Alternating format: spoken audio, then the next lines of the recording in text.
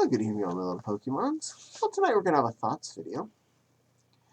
This is on a TV series that I definitely remember spending a lot of time with as a child, and one I actually ended up buying on disc. I didn't bring it to the room with me, I do apologize, but the box doesn't really make much excitement.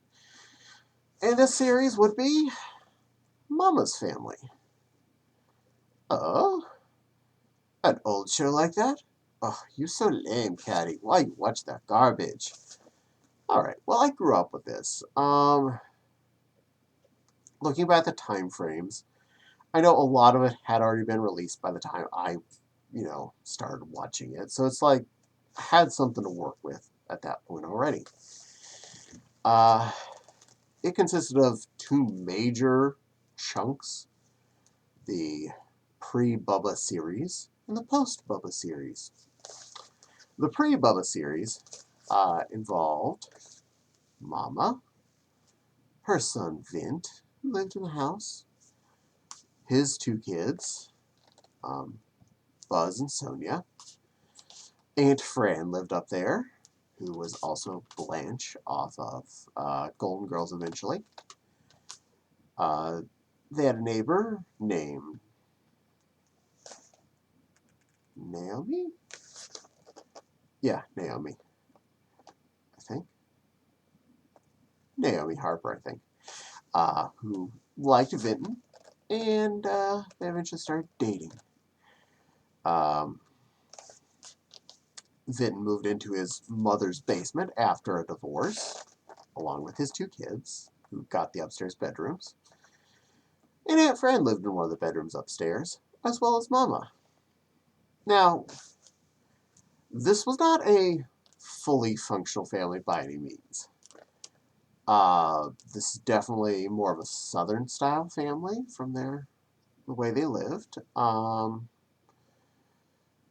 Harper was nowhere near an angel. In fact, that's, I think, why I like this show so much. She was ornery, controlling, and not 100% normal. They did things like they drank beer on a regular basis. They did not eat good food all the time. They ate a lot of junk food. Naomi worked as a cashier at the local grocery store. Vint was a locksmith, so he had rather irregular hours as to when he would actually have jobs to work. And of course, Aunt Fran and Mama were both old retired ladies. Mama, Thelma Harper, would drink Big Top beer specifically all the time. And think of it as like local brand Budweiser kind of thing. It was the cheap beer, but Mama drank that. So that's what was on the show all the time. Lots of semi-normal things that happen to them on a day-to-day basis. And there were a lot of quirky stuff that went on. I'm not going to get into every episode. There were 6 or 8 seasons. There was a lot of seasons of this. I think it was technically 2 seasons of the first part and like 4 or so of the second part. Because the show actually had ended at the end of season 2. They were not actually going to be making more of it. And 2 Golden Girls left the show at the time. Aunt Fran, a.k.a. Blanche Devereaux, a.k.a. Rue McClanahan, left the show. And Betty White, a.k.a.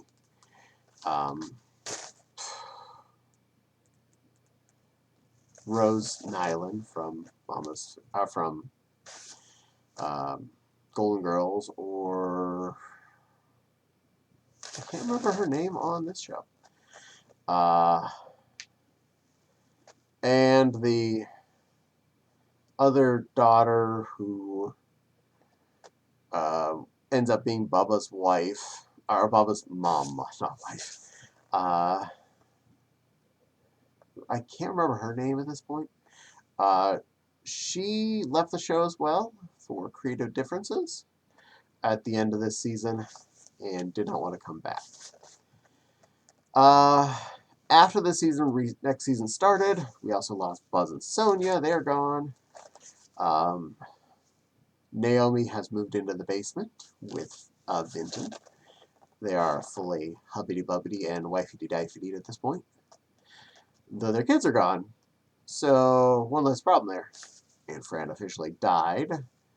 The character Betty White played just stopped showing up more or less. And we got a new neighbor who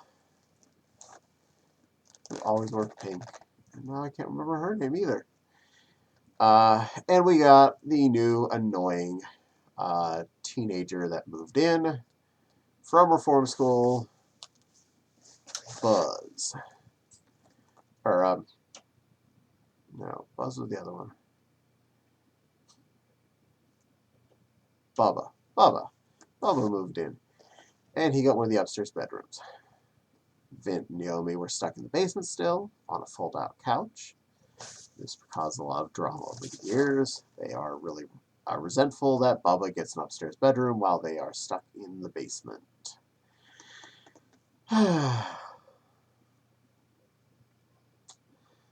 Bubba was a very much more loud Cousin Oliver type character in the sense of he was being the focus a lot of the time.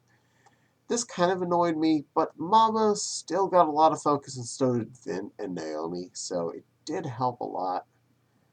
And,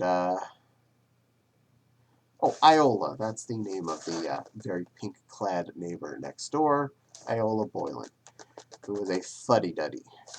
Good foil to Thelma, who was very much not a fuddy-duddy. So that was definitely a good part of the second two-thirds here. We had her as a bounce-off for Mama. They were apparently friends for some reason, even though they hated each other most of the time. Just like normal people.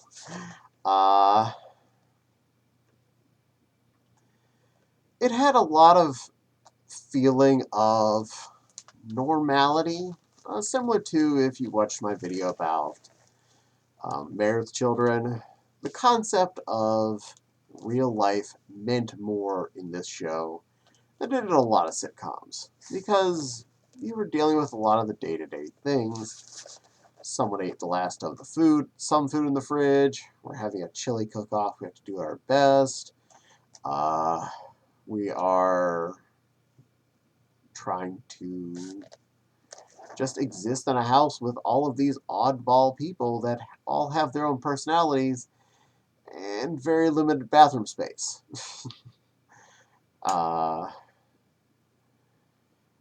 And overall, it felt appropriate. There were a lot of sitcom-y jokes. There were a lot of laugh track points. There were a lot of just basic humor points. But they did their best to keep it within some form of reality, where they're making it so that things actually make sense. And you can understand the family as a family. And looking back at it more from a nowadays kind of standard, back in the 80s and the 70s, you were 18. You probably wanted to not be at home anymore. You wanted to be moved out. Nowadays, more and more people are stuck at home for decades after they're out of high school because they can't afford to have a job and afford housing. So this makes more sense in the now than it did then. That was like looking at this back as a super forethinker of what was going to be coming down the road. Multiple generations being stuck in a house because you can't afford your own apartment on even a pretty darn good job and a two-income family like Vint and Naomi were. Naomi had been working at the grocery store for a long time. She was the head checker. I don't know how much that's worth in life, but I mean, she was the best checker, apparently, at the grocery store. Vinton was working as a locksmith for a long, long time. Apparently he's really good at it. And that's more of a career job even, so that's something. So you have these two, effectively, should have been stable enough to afford their own lives, adults who are stuck living in the basement of their mother/mother-in-law. Amazing.